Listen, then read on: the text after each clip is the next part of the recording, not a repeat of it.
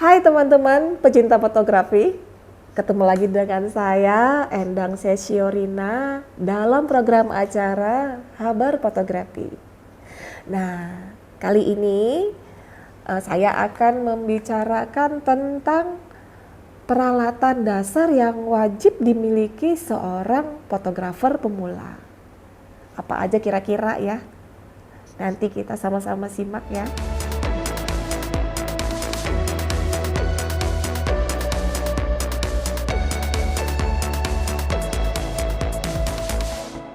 Teman-teman, hal pertama yang wajib dimiliki seorang fotografer tentu saja kamera, ya kan? Dan teman-teman pasti sudah tahu kalau kamera itu banyak sekali mereknya, ya enggak?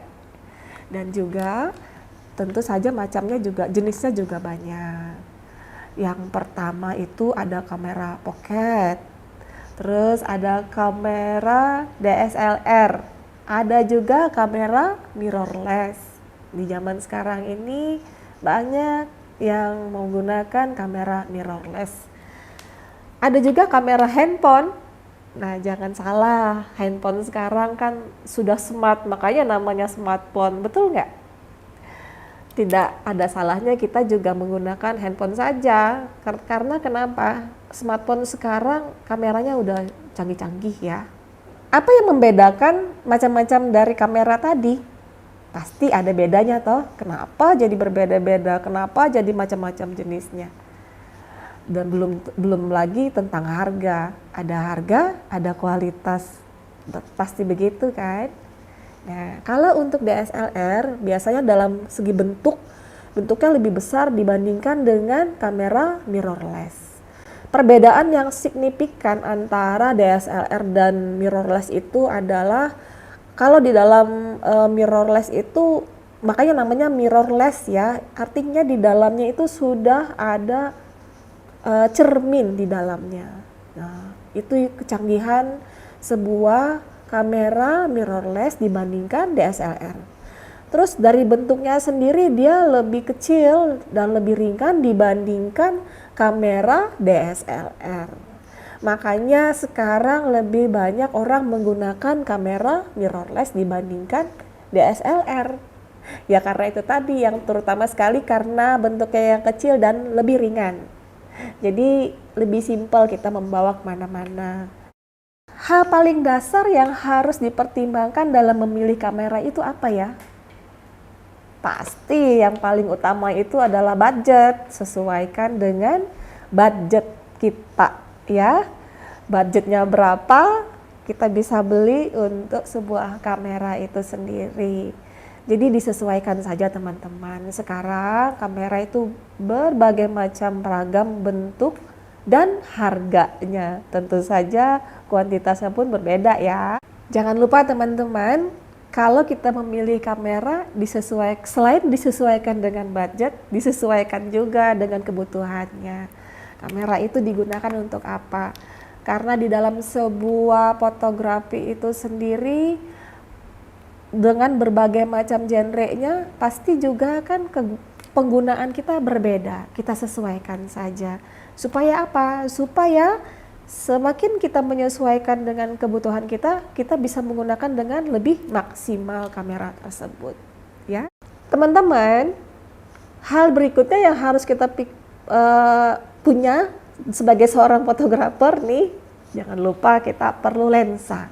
Karena ini contohnya ya, ini adalah kamera jenis mirrorless. Kita tidak bisa memfoto kalau cuma bodinya saja, kita perlu lensa. Terus bagaimana caranya kita memilih sebuah lensa untuk kamera kita? Tentu saja kita harus sesuaikan dengan kebutuhan kita. Kalau untuk fotografer pemula, cukup mempunyai kamera kit namanya. Biasanya kamera kit ini sudah menjadi satu paket dengan kameranya. Lensa kit sudah satu paket dengan kameranya. Nah, kenapa begitu? Itu sebagai latihan awal kita, dasar kita belajar menjadi seorang fotografer. Cukup dengan lensa kit kita bisa belajar. bagaimana cara menggunakan kameranya. Seorang fotografer harus mengetahui dengan baik jenis kameranya. Fitur-fitur apa saja yang ada di dalam kameranya, dia harus mengetahui. Kenapa? Dengan begitu, dia akan lebih maksimal untuk bisa menggunakan alat tersebut untuk kebutuhannya. Membahas sedikit tentang lensa. Lensa ada apa aja sih? Ada berapa macam sih? Sebenarnya lensa itu banyak, tetapi kita bisa pilih sesuai dengan kebutuhan kita. Secara umum lensa itu ada lensa kit, ada lensa fix dan lensa wide dan juga lensa tele. Kegunaannya berbeda-beda. Makanya teman-teman kalau pilih lensa jangan sampai salah pilih ya. Nanti sayang sudah beli mahal-mahal ternyata tidak bisa dipergunakan dengan maksimal. Oke? Jangan lupa loh. Selain kita harus punya lensa, ada lagi alat bantu yang perlu kita punya sebagai seorang fotografer. Apa itu? Salah satunya yaitu tripod. Jangan lupa kita juga perlu sebuah tripod. Terutama untuk seorang fotografer yang ingin memfoto genre tertentu ya. Seperti contohnya genrenya ada landscape. Seorang landscaper dia harus punya tripod. Kenapa? Karena nanti dia pasti akan belajar sebuah teknik di dalam landscaper itu yang harus dan wajib menggunakan tripod. Gunanya tripod itu sendiri apa? Tripod ini sangat berguna agar foto kita tidak goyang atau fokusnya pada suatu subjek itu jelas terlihat. Terutama kalau kita menggunakan shutter atau speed yang rendah. Otomatis kalau kita goyang sedikit nanti fotonya jadi ngeblur, nggak fokus ya. Itu adalah salah satu gunanya alat ini. Ini adalah tripod. Salah satu contohnya bentuknya yang seperti ini ya. Ini namanya tripod.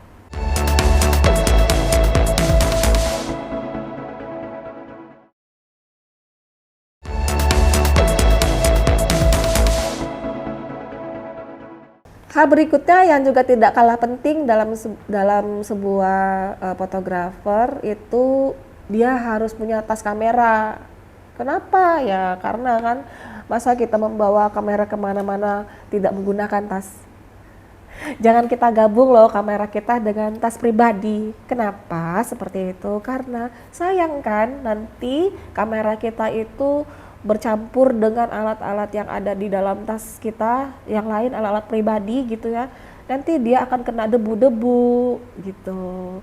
Sedangkan kita harus menjaga kamera dan lensa kita itu dari debu-debu yang kecil sekalipun, apalagi yang besar. Makanya kita menghindari mencampur dengan tas pribadi. Dan juga kalau untuk tas kamera, khusus tas kamera, di dalamnya biasanya itu ada busa tebal. Gunanya apa? Gunanya itu tadi adalah apabila kita ada benturan-benturan kecil pada saat kita membawa, kamera kita dan peralatan di dalamnya pun aman. Itu gunanya tas kamera ya. Jadi kita sisihkan uang kita juga loh untuk beli tas ya. Peralatan berikutnya yang juga tidak kalah penting dan juga membantu kita dalam memfoto adalah flash. Ini adalah flash eksternal. Salah satu contohnya seperti ini bentuknya ya.